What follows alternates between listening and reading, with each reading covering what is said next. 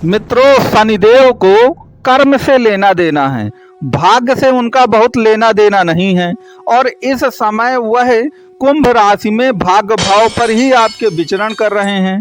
लेकिन 2025 में यही शनि मीन राशि में गोचर करेंगे, जो आपके कर्म का भाव है।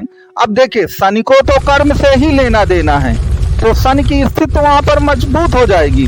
लेकिन वहां पर राशि कौन आएगी 2025 में जब वो गोचर करेंगे मीन राशि पर? तो मीन राशि गुरुदेव की है। अब गुरुदेव बृहस्पति जो हैं उनको तो कर्म कांड, पूजा पाठ और भाग्य से ही लेना देना है, जबकि शनि जो हैं वो पुरुषार्थी हैं और उन्हें कर्म से लेना देना है। तो यही दोनों के बीच का जो मतभेद है, एक को भाग्य से लेना देना है बृहस्पति को, तो दूसरा शनि को कर्म से लेना देना है। तो ये जो दोनों के बीच का द्वंद्व है, वही 2025 में आपके लिए एक धर्म संकट और धर्म युद्ध की स्थिति को पैदा कर देगा। तो आखिरकार इस धर्म संकट से, इस धर्म युद्ध को हम कैसे जीतें ताकि 2025 जो है हमारे लिए मंगलमय हो? तो इसके लिए आपको करना क्या है कि सबसे पहले तो आप अपनी कुंडली के अनुसार गुरुदेव बृहस्पति को मैनेज करें। अब आप कहेंगे कि महाराज इनको मैनेज कैसे करें? तो यहाँ पर मैं आपको एक सूत्र बताता हूँ। आप अपनी मूल जन्म कुंडली को उठाइए और वहां पर देखिए कि गुरुदेव बृहस्पति आपकी कुंडली में कहाँ पर विराजमान है, किस भाव पर विराजमान है आपके। मैं कुछ उदाहरण देकर बताता हूँ। मान लीजिए गुरुदेव बृहस्पति जो हैं आपके 7वें भाव पर विराजमान हैं, तो 7वां भाव तो शादी ब्याह का है। तो अगर शादी ब्याह का जो मामला है वह पूरी तरह से आप ईश्वर और भाग्य पर छोड़ दीजिए, समय आने पर वो हो जाएगी। इसी प्रकार मान लीजिए वह 4th भाव पर आपका शनि मैं कह रहा हूँ गुरुदेव बृहस्पति विराजमान है। तो 4th भाव काहे का है? ये भूमि संबंधित मामला होता है 4th भाव पर। तो भूमि संबंधित कोई भी मामला या विवाद हो, उसको आप केवल और केवल ईश्वर पर छोड़ दीजिए, ठीक है। लेकिन कुंडली के जो बाकी भाव बचे, उन भावों को आप कुल मिलाकर शनि के हिसाब से संचालित करिए। अर्थात शनि कर्म प्रधान देवता हैं और पुरुषार्थ को महत्व देते हैं। तो आप उनके अनुसार कर्म करिए और जिस भाव को भी आप ठीक करना चाहें, शनि की पूरी ताकत लगा दीजिए कर्मों की, निश्चित तौर पर आपको सफलता मिलेगी। तो इस प्रकार से आप गुरु को मैनेज करिए। क्योंकि एक बात यहाँ पर याद रखिएगा, गुरु का जो ज्ञान है ना, वह सैद्धांतिक ज्ञान है, समझिएगा। वह ज्ञान जो है वो पुस्तकीय ज्ञान है। और जीवन के जब बहुत संघर्ष के दिन आते हैं तो फिर वो पुस्तकों का ज्ञान काम नहीं आता और व्यवहारिक ज्ञान ही काम आएगा। और व्यवहारिक ज्ञान का मतलब क्या हुआ? व्यवहारिक ज्ञान का मतलब शनिदेव हुए। शनिदेव क्यों हुए?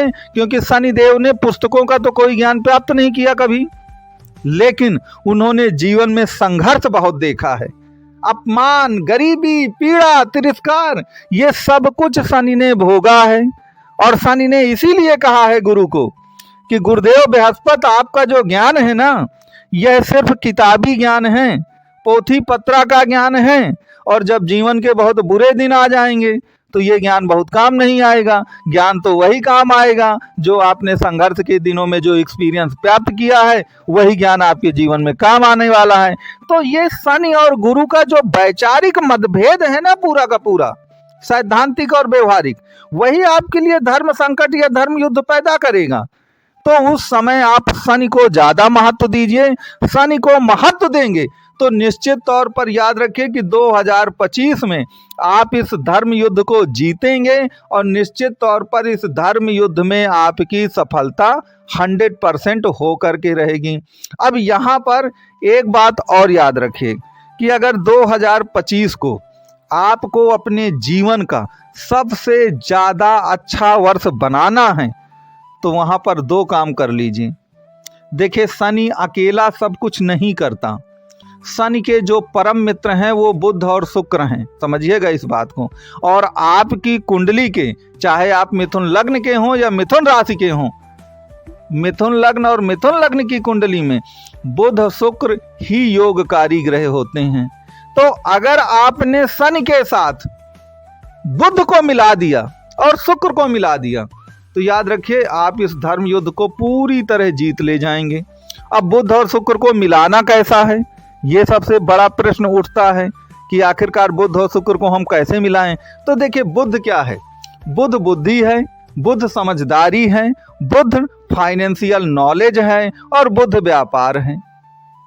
तो जहां पर व्यापार या फाइनेंशियल डिसीजन की बात आ जाए वहां पर आपको इमोशंस को एक तरफ कर देना है। अब इमोशंस को क्यों एक तरफ कर देना है, देखिए बुध जो है वो बुद्धि और ज्ञान विवेक है, आपका दिमाग है, और बुद्धि और विवेक और ज्ञान जो होता है ये इमोशन लेस होते हैं। और इमोशंस का कारक कौन है कुंडली में, वो होता है चंद्रमा। तो चंद्रमा को बिल्कुल बुध द्वारा पसंद नहीं किया जाता। बुध कहता है कि ज्यादातर लोग जीवन में असफल इसलिए होते हैं कि जब कोई फाइनेंशियल डिसीजन लेना पड़ता है तो वह इमोशंस में आकर ले लेते हैं, चंद्रमा के बहकावे में आ जाते हैं, जिससे उनका सारा जीवन खराब हो जाता है। तो याद रखिए कि शनि आपकी ईमानदारी का, आपकी कड़ी मेहनत और हार्डवर्क का प्रतीक है। तो ईमानदारी और हार्डवर्क तब तक बहुत ज़्यादा आपके लिए कुछ नहीं कर सकते जब तक आप समझदारी से और बुद्ध के जो बुद्धि और ज्ञान विवेक का प्रयोग नहीं करेंगे। क्योंकि आपने देखा होगा इस दुनिया में कितने लोग हैं जो बेचारे बहुत हार्ड वर्क करते हैं, बहुत ज़्यादा ऑनेस्टी से काम करते हैं, लेकिन उनको क्या जीवन में उतना प्रतिफल मिलता है? जब तक बुद्ध जैसी समझदारी और नहीं आएगी विवेक, तब तक हमें अपनी मेहनत का सही परिणाम नहीं मिलेगा। तो पहली बात तो आपको शनि के साथ बुध का प्रयोग करना ही है, और बुध तो प्रथम कंडीशन है आपकी कुंडली के लिए, क्योंकि बुध जो है आपकी कुंडली का स्वामी भी है, आप मिथुन लग्न हो या मिथुन राशि हो। दूसरी बात यहाँ शुक्र का याद रखेगा। देखें भोग विलास और लग्जीरियस लाइफ जो है ये मिथुन राशि का प्रथम तत्व होता है। आप इसके सिंबल से भी देख लेते हैं, जो रोमांटिक पोजीशन बनी हुई है वह भी भोग विलास को ही दर्शाती है। तो ये भोग विलास और लग्जीरियस लाइफ कहाँ से आएगी? ये केवल और केवल शुक्र द्वारा आएगी। तो आपको शुक्र के लिए क्या करना है? आपको शुक्र के लिए इतना करना है कि देखिए जितने भी लग्जीरियस प्रोडक्ट हैं जो घर के लिए भी होते हैं या बाहर के लिए होते हैं, चाहे गाड़ी घोड़ा, जो भी एसी, जो भी लग्जीरियस प्रोडक्ट हैं वो सब शुक्र की देन है। जब ये घर में आते हैं तो आप देखते होंगे एक खुशी का, एक शांति का एहसास होता है। दूसरा शुक्र जो है वह महिला ग्रह है, तो अगर आप महिलाओं का सम्मान करते हैं, महिलाओं को अपमानित नहीं करते हैं, अपनी मैरिज लाइफ में अपने पार्टनर के साथ सही बर्ताव करते हैं, तो भी शुक्र आपका मजबूत होगा और वह बुध और शनि का 100% साथ देगा। इसके सिवा जो शुक्र है वह कंजर्वेटिव बिल्कुल नहीं है, वो आधुनिक दुनिया को रिप्रेजेंट करता है, वह कलयुग को रिप्रेजेंट करता है। अगर आप कलयुग की या आधुनिक दुनिया की ज़रूरत से ज़्यादा आलोचना करते हैं, महिलाओं के खिलाफ अपने विचार रखते हैं, ज़्यादा से ज़्यादा पुरातनपंथी बातें करते हैं, अपने आप को ज़्यादा से ज़्यादा संस्कारी दिखाने की कोशिश करते हैं, तो याद रखिए ये सभी बातें जो है ना वो शुक्र को कमज़ोर बनाती हैं। और शुक्र अगर कमज़ोर होगा तो फिर याद रखिए उससे बुध और शनि भी कमज़ोर होते हैं। तो हमें ऐसा कोई काम नहीं करना है जिससे हमारा शुक्र कमज़ोर हो जाए। तो बिंदुओं मैंने आपको एक कॉन्सेप्ट बताने की कोशिश की है कि जो गुरु और शनि के बीच मतभेद हैं उनको आपको ठीक करना है और बुध और शुक्र को मजबूत करना है, तो 2025 अच्छा ही रहेगा।